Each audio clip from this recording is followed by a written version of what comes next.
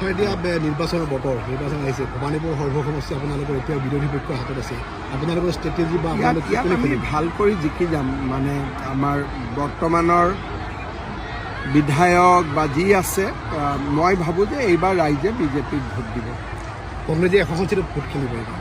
মই কংগ্ৰেছৰ খবৰ ৰখা নাই এইকেইটা দিন নিজে ব্যস্ত হৈ আছোঁ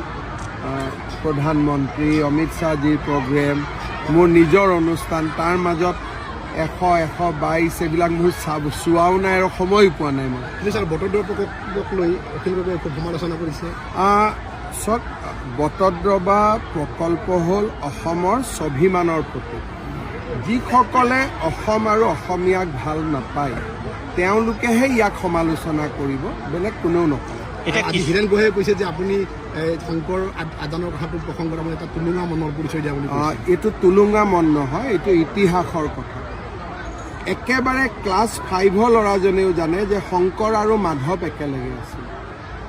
এইটো ক্লাছ 5ৰ ল'ৰাজনেও জানে হীৰেণ গোহাঁই কিয় নাজানে মই বুজি পোৱা নাই আপোনালোকে মোক কওকচোন শংকৰদেৱ মাধৱদেৱ একেলগে আছিল নে শংকৰদেৱৰ মূল শিষ্য মাধৱদেৱ আছিল নে শংকৰদেৱ মাধৱদেৱৰ পৰলোক প্ৰাপ্তিৰ 200 বছৰ পিছত আজান পীৰ ইৰাকৰ পৰা আহিছিল তেওঁৰ লগত শংকৰদেৱৰ কেনেকৈ মিল হ'ব পাৰে মোক বুজাই দিয়কচোন হয় নহয় আজান পীৰ নিজে এজন ভাল ব্যক্তি হ'ব পাৰে কিন্তু শংকৰৰ লগত তেওঁক আমি কেনেকৈ লগ লগাম শংকৰদেৱ মাধৱদেৱ দামোদৰদেৱ ভক্তদেৱ এইবিলাকতো সকলোৱে জানা কথা এতিয়াও মৌলবাদী সমষ্টিত কিন্তু 10ৰ পৰা 12% বৃদ্ধি পাইছে সংখ্যালঘু এলেকাত বৃদ্ধি পাইছে বৃদ্ধিও পাইছে কমিছেও গতিকে ফাইনেল ফিগাৰটো আমি ফাইনেল লিষ্টৰ পিছত গম পাম আমাৰ চকু থাকিব আৰু এটা হৈছে কি যে বিভিন্ন সমষ্টিত নতুন পুনৰ বিন্যাস হোৱাৰ কাৰণে তুলনা কৰিব অসুবিধা আছে কিন্তু বিশেষ কৰি সংখ্যালঘু এলেকা যে যিটো বাঢ়িছে সেইটো বিশেষ এটা ইংগিত বহন কৰে নেকি এইটোতো দলগাঁও সংখ্যালঘু এৰিয়াত যিটো